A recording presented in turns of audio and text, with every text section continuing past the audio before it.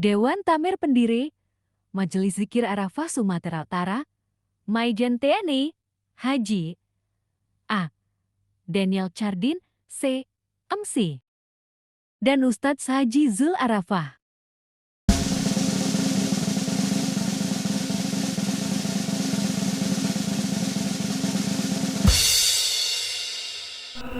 Syubuh berjamaah.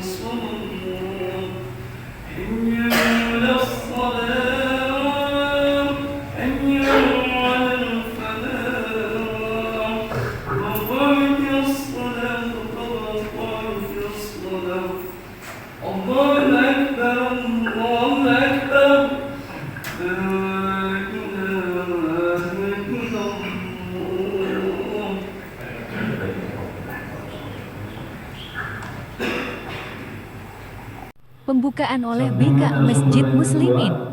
Ya, sumber yang kedua, Ananda Irfan Mangunsong MPD, sekarang sedang mengikuti program S3 di Win Sumatera Utara. Beliau berumur lebih kurang selisihnya 47 tahun dengan Pak Dokter, ya, berumur 28 tahun gitu ya, 28 tahun dengan 75, jadi 47 ya Pak Dokter Jepri ya. Ini saya ya. Ini luar biasa kan, nanti kita akan dengarkan, kita beruntung sekali ya, kita ini adalah orang beriman, kata Buya Hamka kan, kalau melihat orang Islam, lihatlah salat hari rayanya, kalau melihat orang beriman, lihat salat subuhnya. Ini beruntung sekali kita, namun, tapi tentunya tidak kita saja lah ya, ini orang-orang yang sangat luar biasa kita ini, tentunya kita buat efek tular, jangan bosan-bosan kita ingatkan keluarga besar kita, ya, saudara-saudara kita kaum muslimin teruslah ikut berjamaah salat subuh. Apalagi majelis ya Arafah ini memang tujuannya bagaimana bisa sholat subuh sama seperti sholat Jumat. Sambutan Majelis Zikir Arafah Sumut oleh Ustadz Fahrudin Lubis yang telah memberikan kepada kita, mengkurniakan kepada kita nikmatnya, nikmat zahir dan batin, dan jika kita hitung tak ada yang sanggup menghitungnya. Ucapkan banyak terima kasih kepada semuanya, khususnya kepada Badan Penasihat Masjid Al-Muslimin yang telah menyambut kami demikian rupa, dan memang inilah hakikat daripada ukhuwah baik, ukhuwah Islamnya. Tidak kenal di sini pangkatnya, yang ini jenderal, yang ini doktor, yang ini dosen, sama. Inna akramakum indallahi atqakum. Sesungguhnya yang paling mulia di antara kamu itu adalah orang yang takwa. Kalau takwa mulia, siapa yang muliakan Allah? Penyerahan Kitab Suci Al-Quran kepada BKAM oleh Ustadz Fahrudin Lubis dan Bendahara Amzeta Muhammad Din Lubis.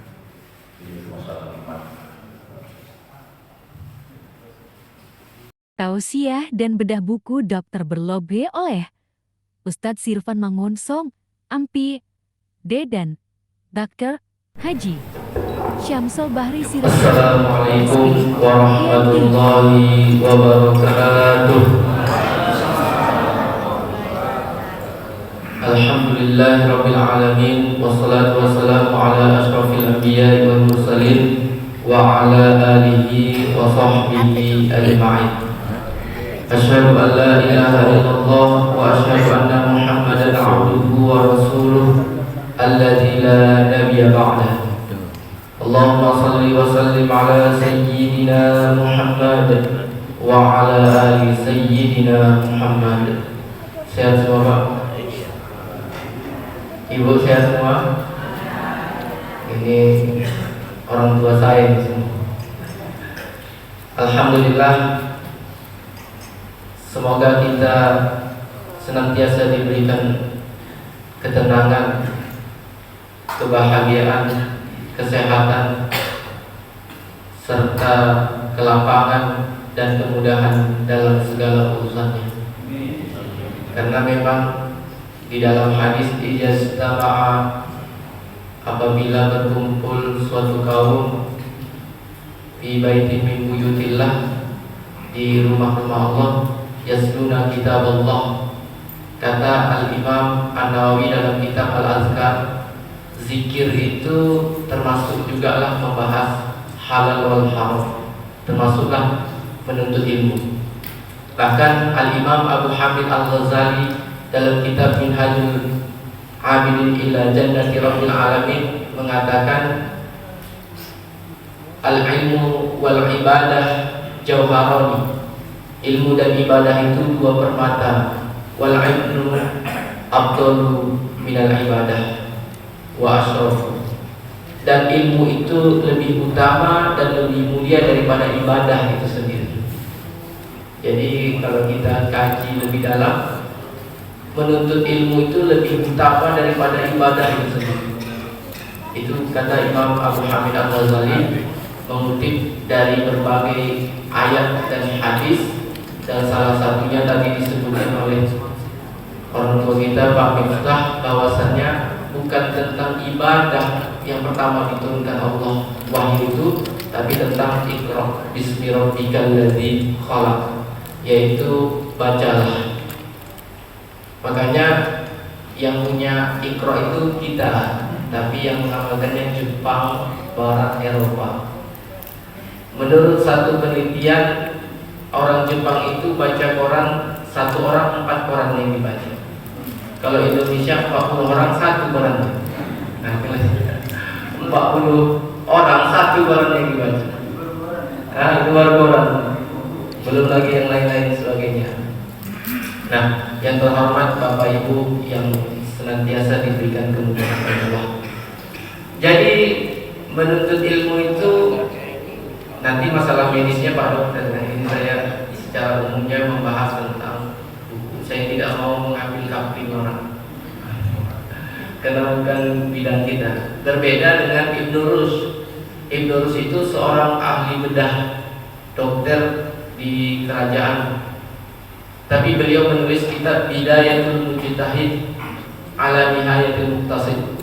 Itu kitab perbandingan 4 mazhab, bahkan perbandingan mazhab. Bayangkan seorang dokter ahli bedah menulis buku perbandingan mazhab, bukan satu mazhab saja tapi berbagai mazhab. Itulah muqaranatul mazhab. Tapi sekarang sudah ada disiplin ilmu, ada spesialis. Itu menunjukkan semakin lama semakin ilmu itu diangkat oleh Allah Subhanahu wa taala. Kalau dulu ulama itu, kalau di NU ulama itu yang mengetahui Al-Qur'an, hadis. Kalau di Muhammadiyah lebih umum lagi. Orang yang mengetahui satu disiplin ilmu itu bisa dikatakan sebagai al-ulama. Nah, ketenangan. Jadi sering-sering datang ke pengajian supaya mendapat ketenangan. Wa nazalat alaihimus sakinah, akan diturunkan ke ketenangan. Makanya nggak usah heran, saya nggak pernah marah kepada jamaah tidur. Karena kalau udah nuntut ilmu dengan ceramah, dengan khutbah, kalau fatihah assalamualaikum, kenapa? Tenang hati. Jadi kalau akhir tidur sini mungkin udah tenang lagi. Ya karena nggak ada orang yang tidur ketika lagi di pasar malam kan, lagi di bioskop, lagi di diskotik, nggak ada. Tapi kalau di pengajian rata-rata tidur. Nah, baik. Jadi ini buku judulnya Dokter Berlobby. Jadi udah lama saya minta sama Pak Dokter ini, karena kami ngaji di Majelis Darul Imam Asy-Syafi'i. Sudah 5 tahun pengajian tadi, hari Senin sampai Sabtu. Jadi sebelum saya datang ke sana, bapak-bapak Pak Dokter, Pak Hendi Firman dan lain-lain sebagainya, mereka selalu mengaji, tapi nggak ada guru. Akhirnya salah satu jamaah nggak lagi ikut ngaji, karena dia pernah dengar kajian man la syaikhula fa syaikhuhu asyaiton. Siapa yang belajar tanpa guru, maka gurunya adalah setan. Makanya hati-hati kalau ada orang suka baca tapi nggak mau belajar kepada guru. Nanti bisa ini download sesat dan menyesat. Akhirnya setelah saya tamat dari pendidikan tinggi kader ulama Majelis Ulama Indonesia, kami nggak boleh ngekos, jadi harus cari masjid. Jadi dosen kami pesankan jangan ngekos, kalau ngekos kan tidak lain, tapi cari masjid. Alhamdulillah datanglah saya ke Masjid Al-Ikhlas di Pondok Surya di Helvetia Timur. Jadi setelah itu saya diminta untuk membacakan satu buku. Alhamdulillah setelah itu kami buat program, kami buat silabus pengajian. Sekarang pengajiannya sudah 5 tahun, Senin, Selasa, Rabu, Kamis, Jumat, Sabtu. Itu pakai silabus dan kurikulum. Jadi pengajian di masjid itu jangan hanya lepas-lepas gitu aja. Makanya kita harus punya kurikulum sebagaimana di perguruan tinggi. Karena pada masa Rasulullah nggak ada perguruan tinggi, tapi sahabat itu orang intelektual semua. Ya, kita punya terapi di rumah kita, tapi kita tidak tahu menggunakannya. Apa itu Al-Quran? Kenapa tidak tahu? Karena kita tidak belajar lagi. Kalau mau belajar sama siapa? Dan saya tahu alhamdulillah tahun 2009 saya belajar ya, karena dulu ada di Medan ini training HSQ Holistic Spiritual Quran 368. Ternyata Al-Quran itu ditinjau dari seginya ada 4. Kalau kita membaca Al-Quran apa ya? Ada rasa senang. Efek psikologinya itu ada rasa tenang. Padahal penyakit itu 80% lebih itu dikarenakan stres. Dan yang kedua spiritualnya, ya jelas kita spiritualnya jelas ya, karena kita menggunakan. Yang ketiga karakter. Ternyata karakter manusia itu ada di antara juz 1 sampai 30. Antara juz 1 sampai 30. Cuma kita ada nggak nanti hubungan karakter dengan penyakitnya? Ada. Cuma kita tidak bisa mengambil saya karakter juz 2 gitu kan bisa. Nah kita pernah ke Malaysia, University Science of Malaysia. Itu ada 30 orang profesor. Ya, jadi ISQ ini dia ada kuesioner pertanyaan 10 kita jawab, nanti baru dievaluasi karakternya Al-Quran juz berapa. Nah ternyata ada satu profesor yang galak itu, dia juz 2. Juz 2 itu kan sapi. Jadi waktu ditanya sama Dr. Iskandar Mirja, motivatornya dari aku tahu Prof sama siapa takut. Siapa tentunya? Mak, kenapa tahu? Karena apa? Karena juz 2 Al-Baqarah itu kan sapi. Anak ini kepada siapa dia menurut? Bapaknya atau ibunya? Siapa yang sering ngasih makan? Ibunya. Makanya apa kata ibunya? Pasti dia tuh takut ya. Jadi kalau ada yang nggak ini sama ibunya berarti juznya barangkali juz apa ya. Bahkan kalau juz 28 itu kepemimpinan.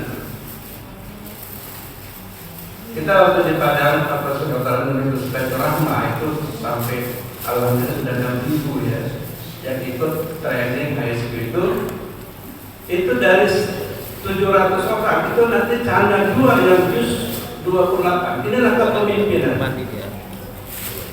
Dari segi apapun itu sebetulnya ini yang kalau bisa dibina. Saya nggak bisa kita pilih-pilih gitu, tapi kan mereka karakter.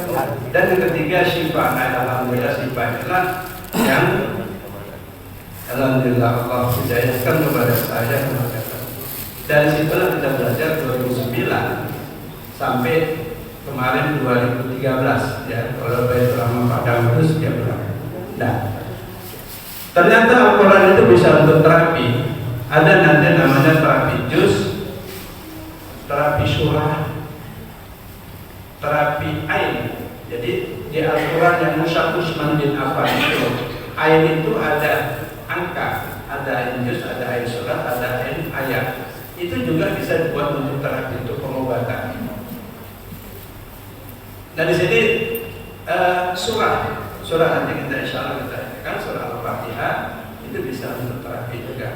Bahkan tidak hanya itu Asmaul Husna, shalawat juga insya Allah nanti shalawat sultan itu bisa juga.